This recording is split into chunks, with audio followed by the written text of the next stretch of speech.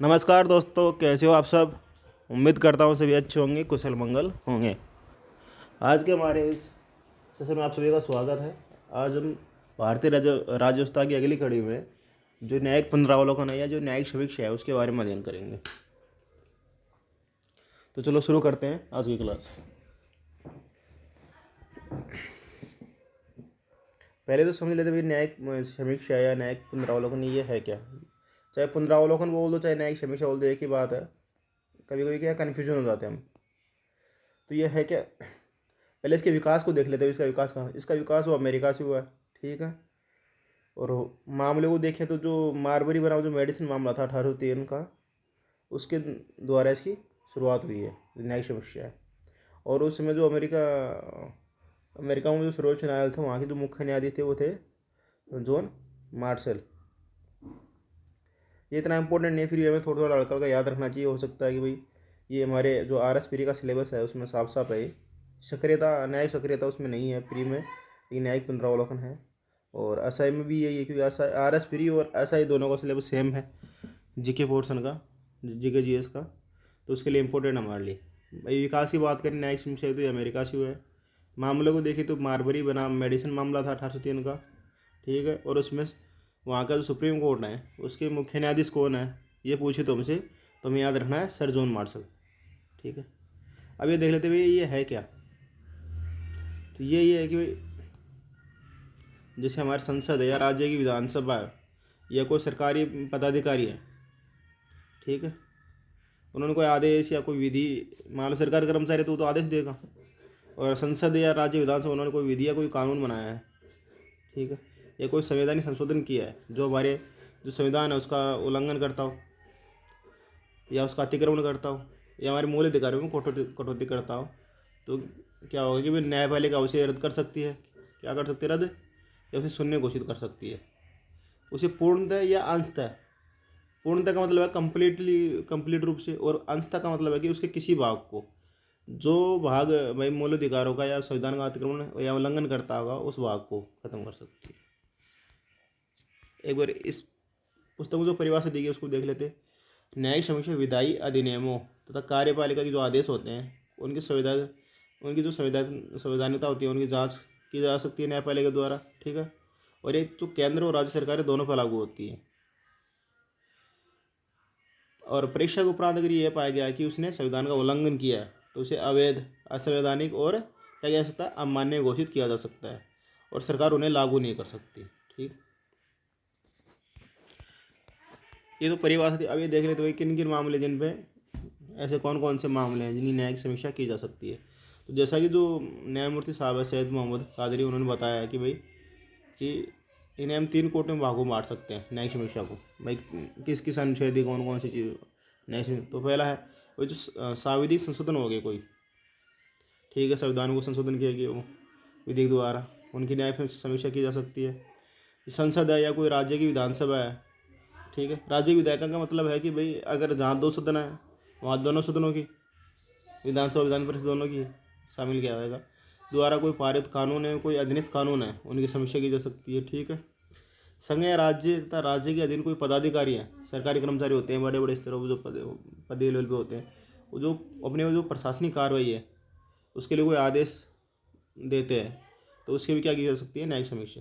तो हमें इतना ही ये इम्पोर्टेंट हमारे लिए कि भाई किन किन की न्यायिक समीक्षा की जा सकती है। तो हमें ये इतना याद रखना है कि एक तो सांविधिक संशोधन हो गए उनकी, एक संसद एवं राज्य की कौन है, विधायिका है, उन्होंने कोई कानून को पारित कर दिया है या उनका अधीनस्थ कोई कानून है उसकी, या संघ या राज्य के और राज्य के अधीन जितने पदाधिकारी हैं उन्होंने प्रशासनिक कार्य के लिए कोई आदेश दिया है, तो उनकी भी न्यायिक समीक्षा की जा सकती है। भारतीय संविधान में कुछ ऐसे अनुच्छेद भी हैं जो हमारे जो सुप्रीम कोर्ट या उच्च न्यायालय है उसे न्यायिक समीक्षा की शक्ति प्रदान करते हैं ऑटोमेटिक रूप से, क्योंकि संविधान में इसका कहीं प्रावधान नहीं था। तो जो प्रावधान है न्यायिक समीक्षा के लिए हमारे संविधान में उनको देख लेते हैं। अनुच्छेद 13 घोषणा करता है कि सभी कानून जो मूल अधिकारों की संगति में है या उनका अपकार्य करते हैं निरस्त माने जाएंगे। अनुच्छेद 13 मूल अधिकार से रिलेटेड है, क्योंकि जो मूल अधिकार है उनका वर्णन हमारे 12 से लेकर 35 तक किया गया है, ठीक है। तो अनुच्छेद 13 ये कहता है कोई कानून बना, सरकार चाहे केंद्र सरकार बनाए चाहे राज्य सरकार बनाए, अगर वो मूल अधिकारों से असंगत है यानी मूल अधिकारों का उल्लंघन करता है, उनको सीमित करता है, तो वो पूर्णतः या अंशतः क्या कर दिया जाएंगे, उनको निरस्त कर दिया जाएगा, उन्हें शून्य घोषित किया जा सकता है या उनके किसी भाग को शून्य घोषित किया जा सकता है। ठीक है। अनुच्छेद एक तो अनुच्छेद 13 हो गया, एक अनुच्छेद 32 में रिट जारी करने की जो शक्ति है वो है, ये भी मौलिक अधिकारों को सीमित करती है। ठीक है। तो मौलिक अधिकारों को लागू करने के लिए कोई व्यक्ति सीधा सुप्रीम कोर्ट जा सकता है। ठीक है। और साथ ही सर्वोच्च न्यायालय है उनका प्रवर्तन के लिए 5 प्रकार के रिट या न्यायाधीश जारी करता है। अनुच्छेद 131 है। ठीक है। दो ये अनुच्छेद आपको याद रखने हैं भाई, न्यायिक न्यायिक पुनरावलोकन है उससे रिलेटेड अनुच्छेदों का आपको याद रखना, कि उसने पूछा सकता है भाई ऐसा इनमें से कौन सा अनुच्छेद न्यायिक पुनरावलोकन से या न्यायिक समीक्षा से संबंधित नहीं है। तो अनुच्छेद 13 न्यायिक पुनरावलोकन संबंधित है, अनुच्छेद 32 भी है रिलेटेड उससे। अनुच्छेद 131 इसमें क्या क्या गया तो हमें देख लेते हैं कि वही आर्टिकल 131 में क्या कहा गया। तो केंद्र और राज्य है तथा अंतर्राज्य के विवाद है उनके लिए सर्वोच्च न्यायालय का मूल क्षेत्र का, हाँ इसमें मूल क्षेत्राधिकार होता है सुप्रीम कोर्ट का। जैसे सुप्रीम कोर्ट 124 से लेकर 147 तक सुप्रीम कोर्ट के बारे में बताया गया है। तो उसमें जो मूल क्षेत्राधिकार है उसके बारे में बताया गया है भाई कोई एक या अधिक राज्यों में विवाद हो जाए कोई किसी चीज़ को लेके, या कोई केंद्र या कोई संघ शासित प्रदेश है उनके मध्य या किसी राज्य में विवाद हो जाए तो वो है। ठीक है।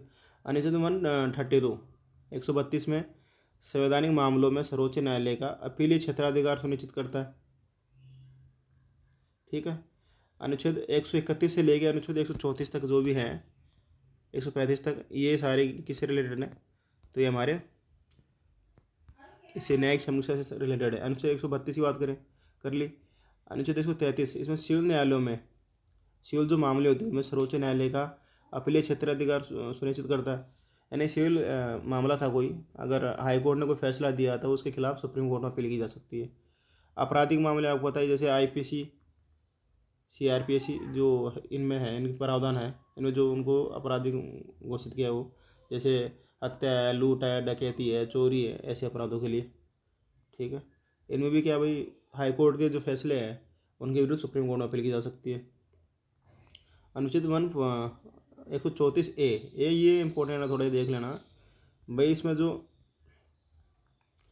करता है सर्वोच्च न्यायालय है वो अपील के लिए, उच्च न्यायालय है सर्वोच्च न्यायालय में अपील के लिए एक प्रमाण पत्र या एक सर्टिफिकेट देता है। ठीक है। मान लो उच्च न्यायालय ने कोई निर्णय दे दिया हो और हमें सुप्रीम कोर्ट में अपील करनी हो, तो उसके लिए हमें पहले उच्च न्यायालय से एक सर्टिफिकेट लेना पड़ेगा, जो आर्टिकल 134A है उसके तहत। अनुच्छेद 135 को देख लेते हैं। अनुच्छेद 135 सर्वोच्च न्यायालय को किसी संविधान पूर्व के कानून के अंतर्गत संघीय न्यायालय के क्षेत्राधिकारियों शक्ति का प्रयोग करने की शक्ति प्रदान करता है। कहने का मतलब है कि जो सर्वोच्च न्यायालय है वो संविधान जब लागू हुआ हमारे 26 जनवरी 1950 से लागू हुआ है। ठीक है। और हमने इसको स्वीकृत के अंगीकार कब किया था, तो इसको 26 नवंबर 1949 को किया था, जो प्रस्तावना पढ़ोगे उसमें है। तो उससे पहले कोई कानून था, है ना, उससे पहले कोई कानून बनाओ कोई अधिनियम बनाओ तो उसके रिलेटेड बोलता है कि उसमें जो संघीय न्यायालय हैं उनके क्षेत्राधिकार है, उनके क्षेत्राधिकार और तथा उनकी शक्तियों का जो प्रयोग है उसकी शक्ति प्रदान करता है। अनुच्छेद 136 सर्वोच्च न्यायालय को किसी न्यायालय अथवा न्यायाधिकरण से अपील के लिए विशेष अवसर के बारे में याद रखना। 136 में बताया गया, यानी कि अधीनस्थ जो न्यायालय हैं उनके विशेष ऐसा बताया गया कि सर्वोच्च न्यायालय को किसी न्यायालय अथवा न्यायाधिकरण से अपील के लिए विशेष अवकाश प्रदान करने के लिए अधिकृत करता है, और सैन्य जो न्यायाधिकरण और कोर्ट मार्शल को छोड़कर। लेकिन ये जो 131 है ये सैन्य जो न्यायालय हैं उन पर जो कोर्ट मार्शल से संबंधित मामले हैं उनको उन पर लागू नहीं होता है। अगर आपको कोई न्यायालय अथवा न्यायाधिकरण से अपील करनी है तो उसके लिए विशेष अपील का प्रावधान करता है। ठीक। अनुच्छेद 143 आप जानते हो कि 143 में भी जो राष्ट्रपति है वो कानून संबंधी कोई पर्सन है या कोई तथ्य है या कोई संविधान पूर्व कोई मान लो कानून बना था, उसके मामले में जो सुप्रीम कोर्ट है उससे राय मांग सकता है। सुप्रीम कोर्ट इस न्याय को देने के लिए मतलब राष्ट्रपति है वो जो राय मांगेगा और राष्ट्रपति उस राय को मानने के लिए बाध्य नहीं है। ठीक। अनुच्छेद 226 में आपको पता है जो हाई कोर्ट है उसकी रिट अधिकारता है, तो ये भी हमारे लिए ये भी न्यायिक पुनरावलोकन से रिलेटेड है। अनुच्छेद 227 सर्वोच्च न्यायालय को अपने अपने क्षेत्रीय अधिकार क्षेत्र में सभी न्यायालय जो न्यायाधिकरण होते हैं, सैन्य अदालतों जो सैन्य अदालत है उनको और जो न्यायाधिकार है उनको छोड़कर के अधीक्षण की शक्ति प्राप्त है। अधीक्षण का मतलब है कि सर्वोपरि है।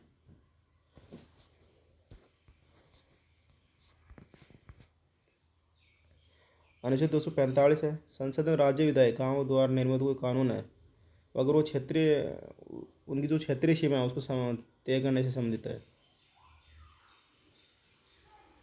जैसे कहने मतलब अभी अगर कोई राज्य कोई कानून बनाता है तो वो जो राज्य की सीमा है, क्षेत्रीय जो सीमा है उसके अंदर अंदर ही लागू रहेगा। ऐसा नहीं कि वो दूसरे राज्य की सीमा पर अतिक्रमण करेगा वहाँ भी लागू नहीं।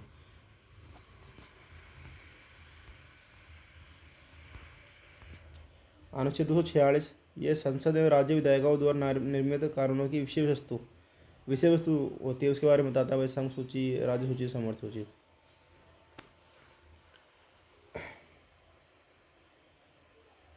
विषय वस्तु का मतलब जो हमारे जो संघ सूची और राज्य सूची और समर्थ सूची में जो विषय दिए गए हैं, भाई कौन से विषय पर राज्य कानून बनाएगा, कौन से विषय पर केंद्र कानून बनाएगा, और जो कौन से विषय पर जो दोनों मतलब राज्य और केंद्र सरकार दोनों को शक्ति प्राप्त है, कौन कौन से ऐसे विषय जिनमें राज्य और केंद्र सरकार दोनों ही कानून बना सकती है। अनुच्छेद 251 और 254 इसमें जो केंद्रीय कानून और जो राज्य कानून है उनके बीच में अगर टकराव होता है तो ये केंद्रीय कानून राज्य कानून के ऊपर बना रहेगा और राज्य कानून निरस्त हो जाएगा। ये कहता है कि भाई अगर मान लो कोई विषय है उसमें दोनों ने कानून बना दिया, एक ही सब्जेक्ट पे केंद्र भी ने भी कानून बना दिया, ठीक, और राज्य ने भी कानून बना दिया, तो ऐसी स्थिति में क्या होगा, जो केंद्र का कानून है वो सर्वोपरि होगा। ठीक है। अनुच्छेद 372 ये संविधान पूर्व के जो कानून है उनकी निरंतरता से संबंधित है, मतलब जो आज भी चल रहे हैं और संविधान पूर्व से जो पहले के कानून बने उनके लिए।